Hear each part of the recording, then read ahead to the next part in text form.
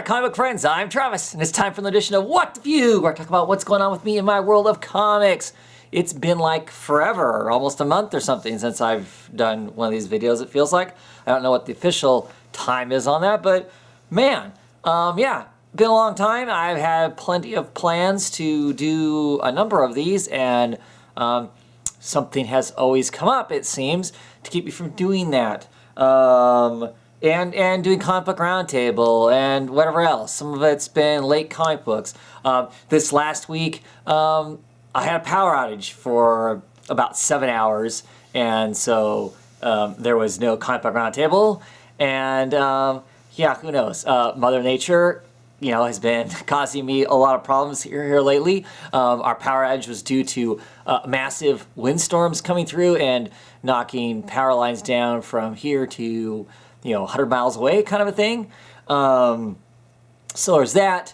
I am, for people who follow me on Twitter, you might be aware of the fact that I'm kind of dealing with, I'm about 20 miles away from a forest fire that is currently burning about 74,000 acres and consuming more. So there's that. That's been kind of on the back of my brain as far as stuff that's out there that's been kind of keeping me from doing things because the weather's has been horrible. I live in a valley. It's been pretty much completely socked in with smoke, like so thick that probably you couldn't see half the distance of a football field, and that football field can either be American football or soccer. Your pick, you can't see halfway across it, kind of things, how thick the smoke has been on a pretty normal basis. That's kind of kept me from doing a lot of extra videos, just in the fact that it's been killing my voice because I'm outside a lot. I have to travel a lot through a lot of that crap. Where I work at is even closer to all said fires. Some areas of my responsibility are even closer to said fires. So dealing with evacuation type things and all that kind of exciting stuff has kind of been my excuses for not being around so much and not being talking books outside of doing the comic book roundtable when I can.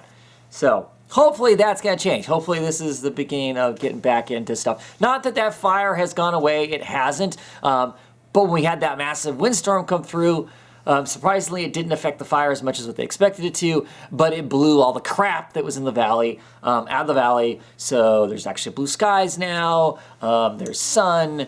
Yeah, so it's just kind of making things a little bit better, a little more lively, and that sort of thing. So yay for that. So what has been going on for the past bit or whatever? Well, doing stuff beginning of midway August, beginning of August, somewhere that I can't remember now. I was in a large city, went to a comic book shop, was in Boise, Idaho, went to a comic book shop there. Cape Comics? Or was it Capital Comics? Captain Comics, that's what it is. Captain Comics, went to their store, really nice store. I had pretty healthy back selection of back issues. They had a whole second story that's kind of dedicated to that, plus, the really high-end books they have under lock and key and whatnot. So I was there. I was actually there on a Comic Book Wednesday. I didn't buy a single current book just because there wasn't. I couldn't remember what was out that I might have been interested in. I kind of looked. I was more looking at the back issues, so that's where I spent my time at and whatnot. So I do have some comic books that I will show here in just a little bit that I picked up from that. I'll explain why. I clearly am an old person now amongst that comic, from that comic book hall and that sort of thing. So I'll show a little bit of that. What else has been going on? News-wise, I can't really think of anything news-wise. The only thing that's been kind of got people excited for a little bit was, of course, there's announced that DC Comic had lost like $2 million. Wasn't where they thought they were going to be economically. And then, of course, the rumor mills start churning out from Bleeding Cool and stuff like that. And people kind of jumped into some of those rumors before a little more full disclosure comes out. cutting their own videos about how DC's going to hell in a handbasket and all of that, and going down the wrong road, and they're going to change the DCU back to we don't know what or whatever, and the New 52 wasn't successful, and all of that. And my take on it, for what it's worth, clearly DC, the finances are there. There's no arguing that and whatnot. I question where that data was all pulled from, and the fact that clearly DC picked up all of their offices in New York and moved them to Burbank. That has to be an expenditure that probably wasn't planned. I mean, I'm sure they planned for it, but it still cuts into whatever their other things were. I'm sure that money didn't come out of the movie making budget of Warner Brothers or whatever. I'm sure that comes out of DC. So that's going to, when you purchase upgrades for your company, and let's say that the move is a upgrade, it's going to cost you something. Unless you have advanced revenues to put into that, you're taking that away from future revenues, and I would guess that's where a big chunk of that money is. So for whatever that's worth and whatnot, clearly you can also put together the fact that if you look at sales, and I don't know exactly what we get to see in sales of comics aren't really the sales, so I don't know, we kind of take that in a number of ways. But anyway, clearly Marvel has been tearing up the sales charts here lately, as far as the faux numbers that are out there. Secret Wars and its a sundry of things has been extremely strong, and other than the key typical books from DC that always do well, Batman, stuff like that, they have been higher on the list lately with the Secret Wars stuff going on than what DC's event books have been. And so somewhere along the way, people like Bleeding Cool and whatnot rumor milled and correlated that the DC was planning on pulling the plug on all their new DCU stuff, which is a much broader, more artistically flowing way of approaching their universe. They're going to pull the plug on that and go back to the New 52. Or some form of that, some form of making everything like Batman as opposed to quote-unquote Batgirling the DC universe, which I don't think they're Batgirling DC universe, whatever, however you want to take that. Like they're just opening it up to a larger market of consumers and a larger breadth of this is all the different ways we can tell a story and bring us a comic book, which I think is way healthier than the New 52 mandate of action every X number of pages and it all being dark, it all being this. I think much healthier. But since all that rumor mill and whatnot, of course, then they've come out and said, no, that's not what's going to happen. We're not canceling all of the new DC, all the DCU stuff, burning a bunch of these titles and going into other stuff. Now, not to say that there are some of these titles are not going to make it. We clearly all kind of knew that. As they put out new stuff, you see what's going to be successful and what isn't. And then you move on. That to me is a healthy publisher that's looking to try and figure out what's new out there. What different kind of markets can they explore and see where it goes. Being stuck doing just one particular thing with 50 books isn't going to be healthy for any publishing company. It does not matter whether you're Marvel, whether you're DC, whether you're any of those. At some point, your market, your consumer is going to shrink so much that you're not going to have anything left. You're going to throttle yourself and die. For those of you who have been reading a particular style of book for any period of time, you love that, you don't want to change, awesome, you stick with your thing, but let's not hope that the entire line of anybody's comics becomes one thing, because as soon as it does, then bad stuff's going to happen. Because you and me, and may have the same opinion or not the same opinion on a book, we alone cannot be the market to sustain an entire company. There has to be a larger thing out there, and we need to be doing stuff to bring in more of that market. I can only buy a finite amount of books anyway.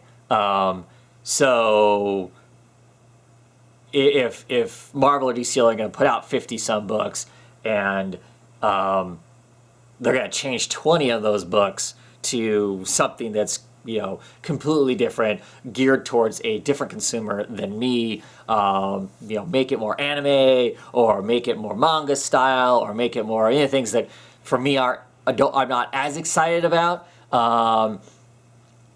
isn't going to hurt me. Maybe I lose a title out there, I can find those other 30 that they're not changing, like, if I really need to, and it's not going to hurt me because I can't buy all of them anyway. So why be upset over the books you're not going to buy?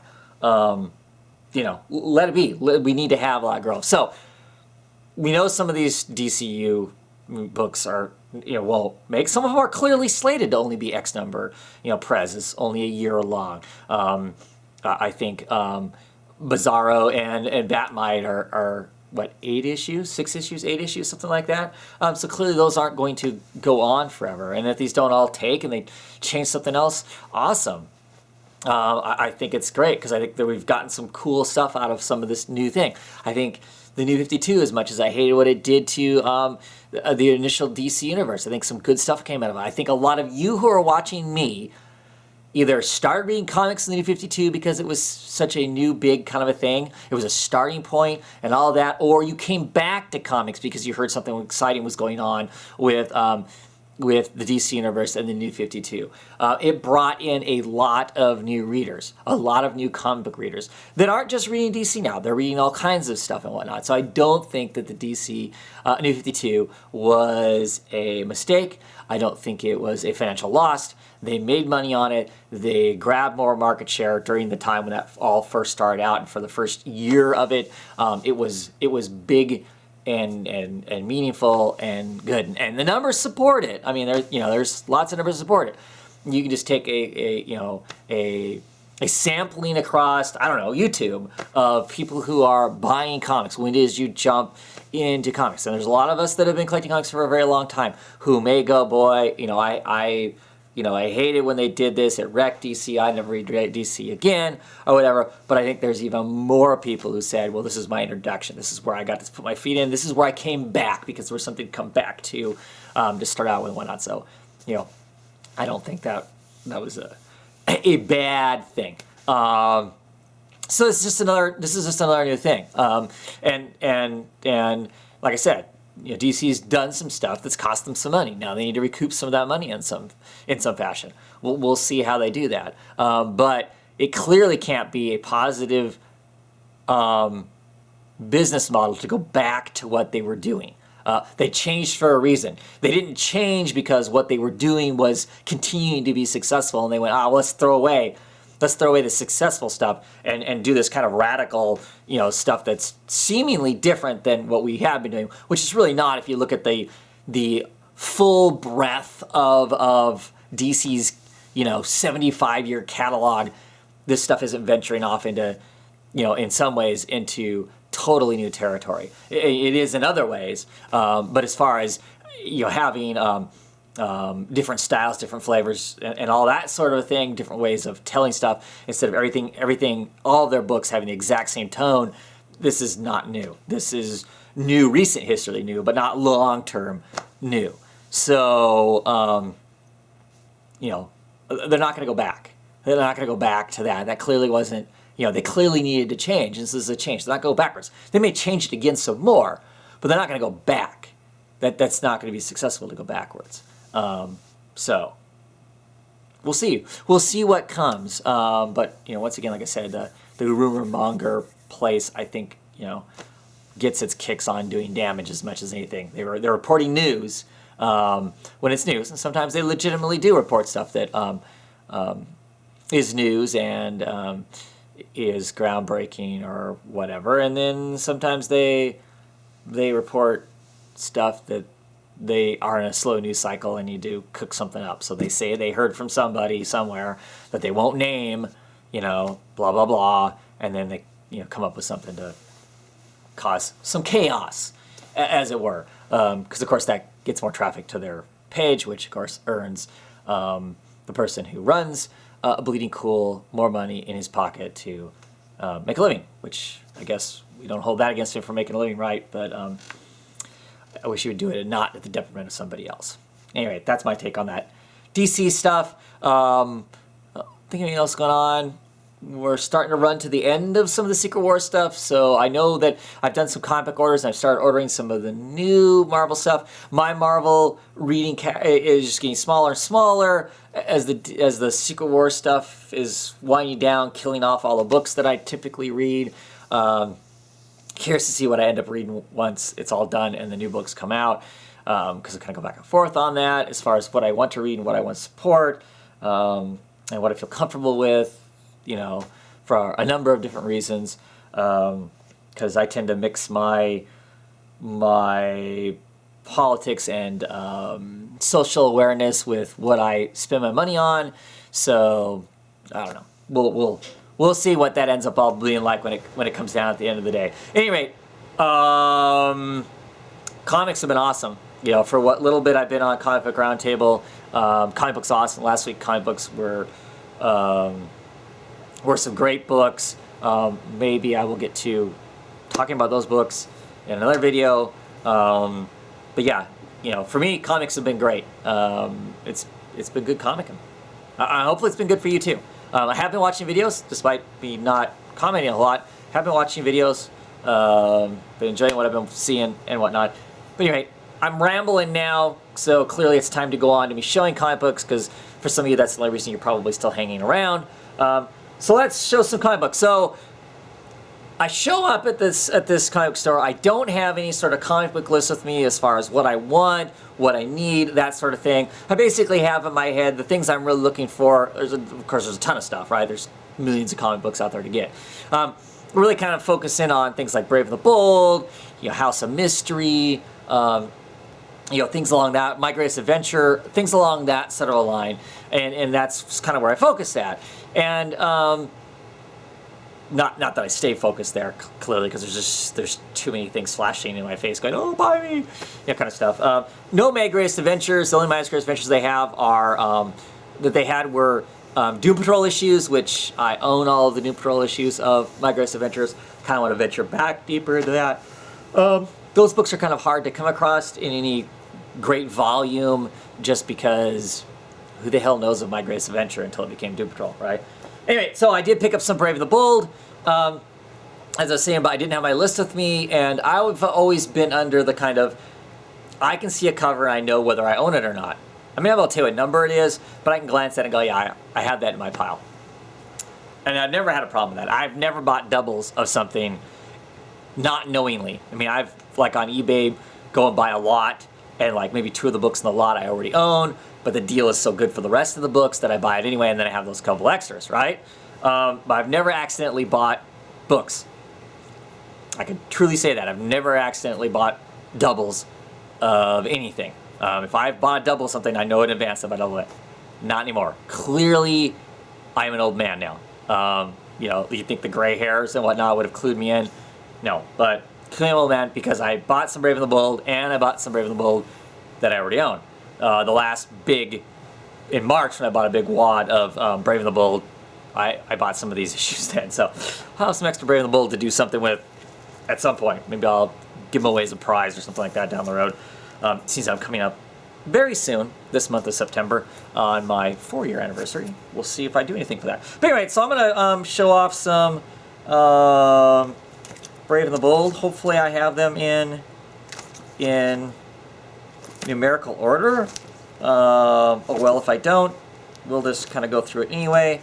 And I'll talk about those Brave and the Bold.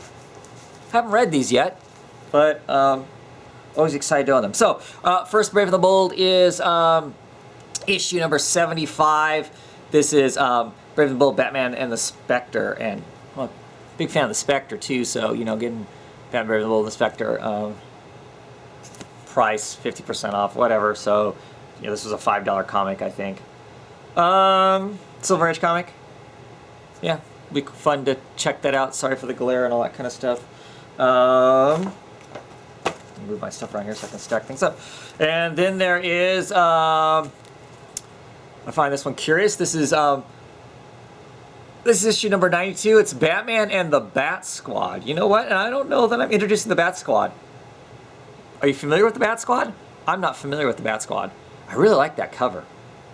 It's an interesting cover. I don't know who did it, but it looks more like a horror comic type of a cover. The way it's drawn, the line, the inking on it and stuff. So, and I don't know. This comic actually looks older, and I don't think it's because it's been hit by the sun a whole bunch more, but it actually looks older than the issue 75. So curious to check that out, just because of the whole Bat Squad. So, and who this Margot person is, I don't know. Yeah, anyway, so here is a wonderful DC 100 page for only 60 cents back in the day. This is Brave and the Bold. This is issue number 113. It's Batman, Middleman, Hawkman, the Viking Prince, and Green Arrow. Of course, it's got Green Arrow, and I always pick up the Green Arrow ones. But it also, Multi-Man meets the Challengers of the Unknown is in this. Meet more Batman teammates. So, yeah, Batman's fired and Metalmen are taking over. That's pretty funny. I love DC 100 pages.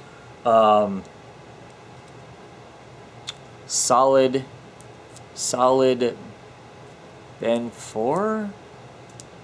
I see him collecting a lot. I think it's his YouTube handle. Probably got that wrong. I see him collecting a lot of the 100 pages books and whatnot. That would be a cool collection to work on. But yeah, pretty cool stuff there. Excited to be reading that. Great cover. This is 119. Batman and Man-Bat. Just love that. Orange moon back there and stuff. Some great, that's a great looking cover. Great looking cover. This is one of the ones that I now have 2 copies of. Hard to walk away from a Jim Aparo cover with Two-Face, Joker, and it has Green Arrow in it. So yeah, Green Arrow co-starring the Atom Joker and Two-Face. So yeah, that's probably why I own 2 copies of it. Anyway, I'm a Deadman fan also, so Batman and Deadman, pretty awesome. This is 133. This is my era of Batman, really. Just, I mean, all these Jim Aparo covers. I just love his Jim Aparo is what I think of first when I think of Batman. When somebody says Batman artist, this Batman, that's the Batman right there that is in my head first before any other Batman. It just seemed to be like that I saw a lot of his Batman when I was a youth collecting comics. I'm pulling this one out because I can't remember what, just so I can get it. What era is this of comics? See, this is 1977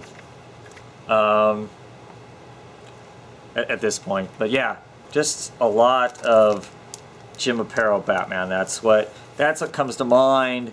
You know, like a lot of us as kids, you know, you used to like either, you know, draw out of comic books. I never traced out of comic books, but I would certainly find action scenes or whatever I thought were cool, and I would draw them.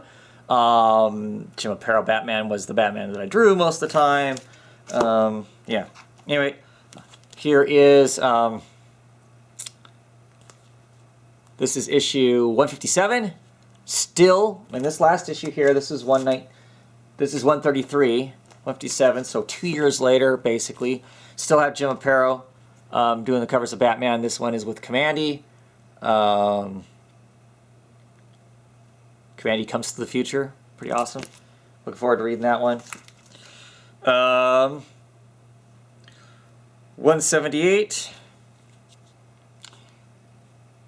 This is the Creeper in it. Creeper's another character that I really like. One of those characters I'm going to collect a character I've been thinking about him being one of those characters that attempt to collect to see if you can get all the old stuff and whatnot. Just think he's an interesting character. So that is 178. There's another one, the Spectre. This is 180. I may own this one also. I have to double check. Spectre and a giant cuttlefish there, squid, whatever it is. Things I love. So yeah, great stuff. And then I know I've got this after I bought it and was on my way home. I was thinking, you know what? I know I own this because it's yet another apparel cover, and it is Batman and the Huntress, and him yelling at his parents' tombstones. So I'm sure this is another one. So old man, good to be an old man, clearly. But anyway, that's 184.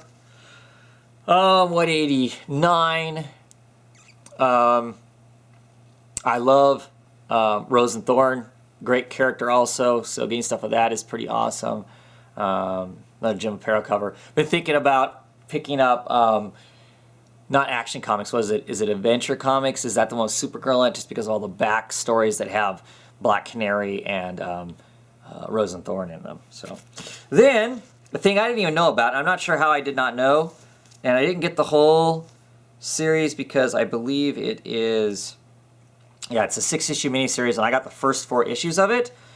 But it is a Brave and the Bold miniseries. This came out in '91, which is right about the time I had to drop from buying comics due to being a starving college student. But this is Brave and the Bold presents Green Arrow, The Butcher, and The Question. And this is a miniseries of these, and...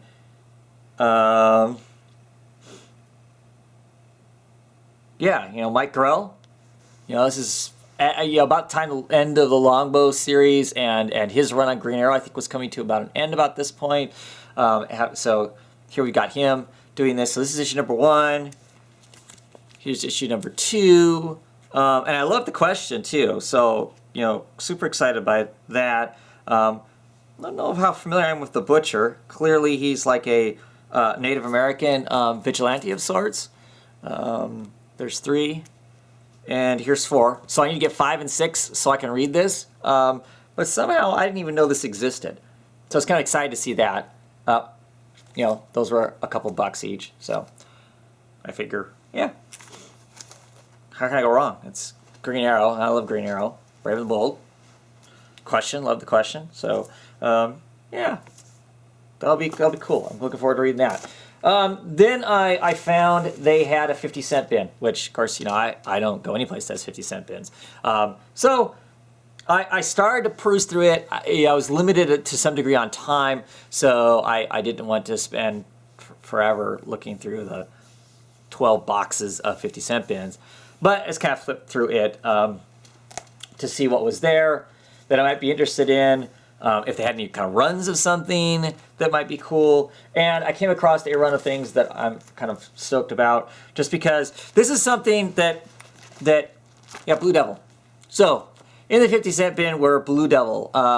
This is issue 2 is where my run, and I got a lot, start out at. I used to read Long Box Reviews. Check him out on YouTube. Check out his podcast, Long Box Review. Eric, I used to read his Blue Devil. He used to click Blue Devil. And I read his and I enjoyed it. So I want to go back and read it again. So I thought, well, here's an opportunity to get a whole huge stack of them for pennies, basically. So I went and bought a bunch of them. It's a good era of comics for me. I enjoyed this era of comics. This is this is 84.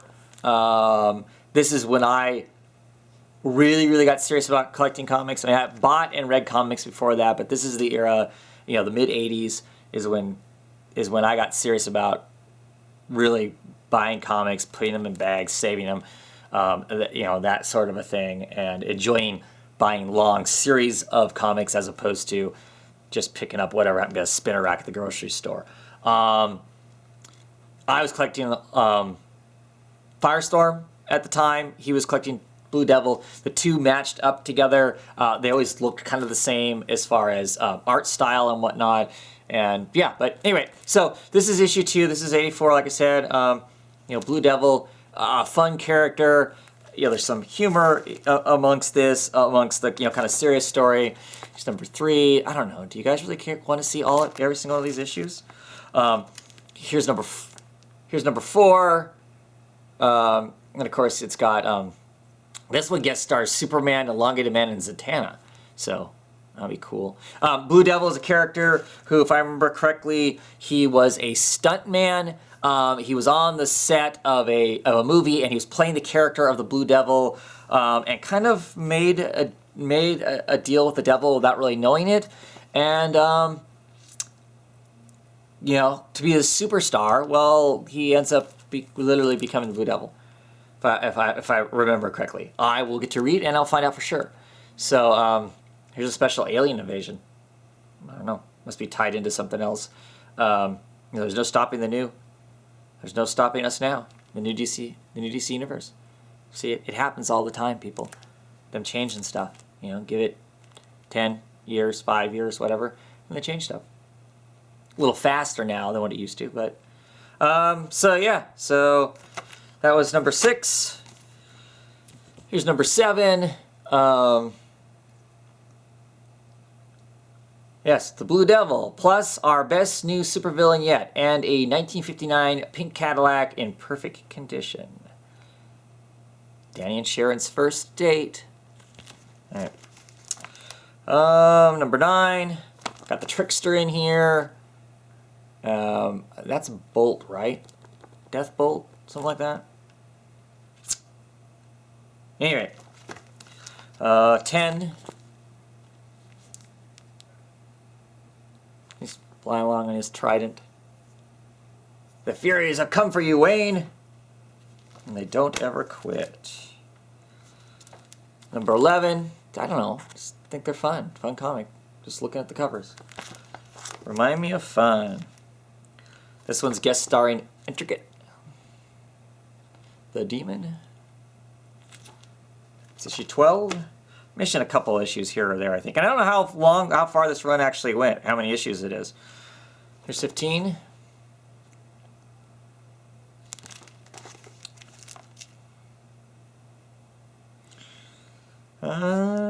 This is 16. They changed artists, I think, or changed the styles a little bit. Paris, I think.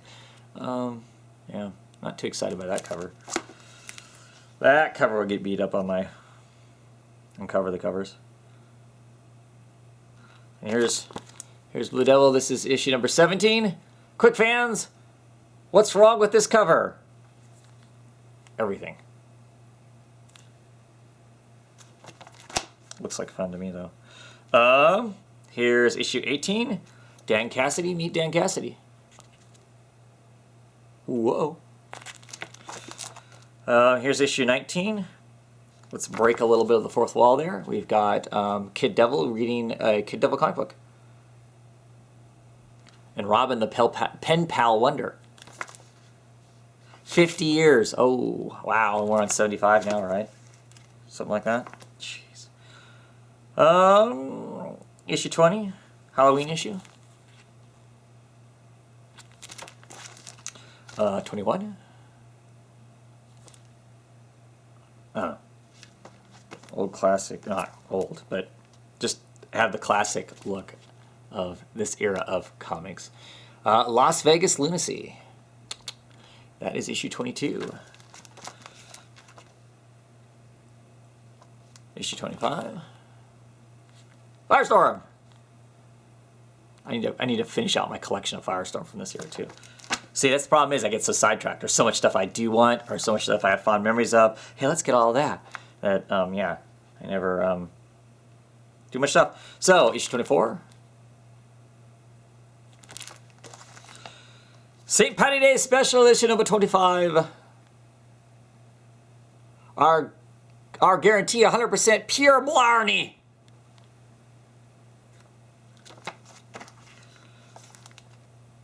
$26, Green Gargoyle. 27, looks like Daffy Duck. What's on? Godfrey Goose is on the loose. Guaranteed our weirdest tale in a good long while.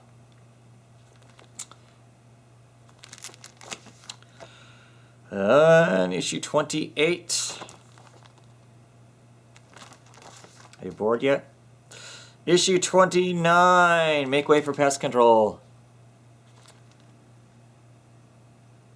I don't know. Is that a left-handled credenza or from The Cat in the Hat? You familiar with The Cat in the Hat?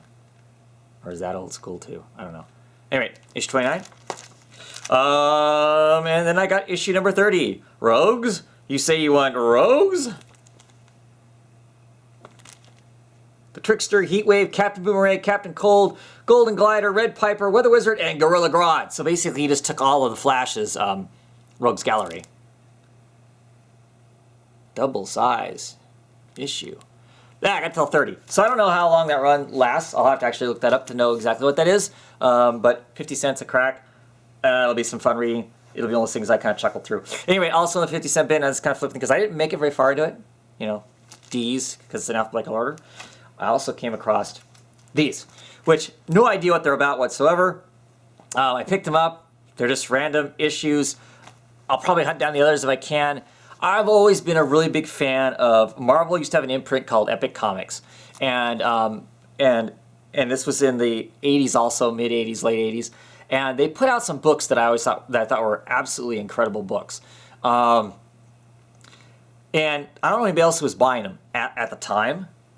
Clearly there were, because they wouldn't have printed them otherwise. But none of my friends were reading that. My friends were reading superhero comics.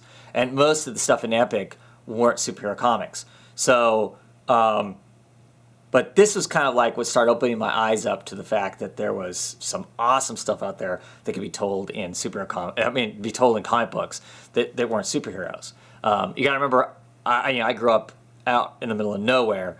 It's not like I lived in a big city where that was more cosmopolitan, potentially, to be exposed to a lot of other different type stuff and counterculture and whatnot. I mean, we had our own counterculture, us, basically, but not, it was still pretty straight in a lot of ways until I was in high school and out. But, so anytime I come across books like this, if I can afford to buy them, I buy them. Well, these are 50 cents, so I picked them up. These are the Boz Chronicles. Like I said, I just love anything that Epic Comic puts out. Painted, the work inside is painted, I'm sure. They also did, this is an ad for Elektra on the back, Elektra the Assassin on the back, by Frank Miller and Bill Sekowitz. They did these things too. They were kind of a premiere comic. They'd be square bound kind of stuff. As some of the things they did. But anyway, this Boz Chronicles, and that was number 5, and I got number 6. No idea. Gonna crack them open and take a look at this. This is the book right here, Moonshadow. This is the book that cracked my head open. Jan DeMatteis and John J. Mulliff, huge fan of John J. Mulliff. But this is the book that cracked my head open. Ad for the book that cracked my head open as a kid, as far as whoa, you could tell some just incredibly different kind of stuff in comics, and comics would look completely different and whatnot. But anyway, so no idea who the Boz is. I'm assuming it's this character back here with the cone head. Or here, it looks like he's a butler floating along. He has a tail too. No idea. Excited to take a look at that. Have you read these? What do you think they're about? It's a good question. If you haven't read them, what do you think they're about? But I'm gonna see if I can hunt more of those down now that I got a few of them. I like I said, love collecting them. They're not all great, but they're all interesting. Because this is when Marvel was really trying to stretch and do something different. Kind of like a non-anthology version of heavy metal, basically, is what some of this stuff was. Pretty cool. Anyway, I also picked up at the comic store, I picked up this book. Yeah, it's a small size. This is a Vertigo. Vertigo had a line called the Crime Line for a little bit. This book is called Area 10.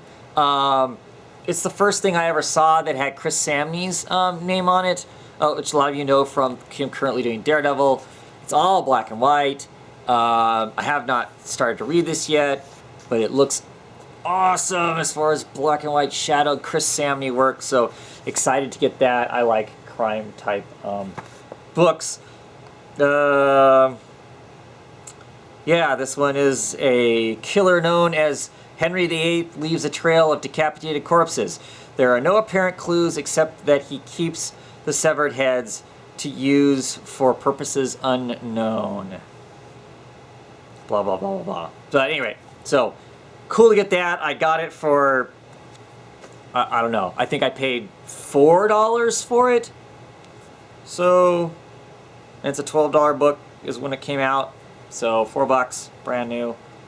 Yeah, graphic mysteries, I guess. It's crime, vertigo, and graphic mysteries.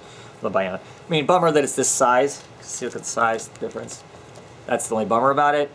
But still, for that price, I'll read it. I'm excited about it. And the other thing I picked up, I remember when these came out, I didn't get one. Very jealous of the people who did.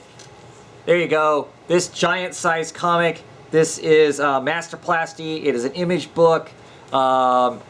Just got some bizarre, here's the back of it, got some bizarre art on it. It was in pristine condition. It was in absolute pristine condition. I threw it in the back of my car. Didn't realize how much it would slide around with that giant bag of Blue Devils. And of course it got wrinkled.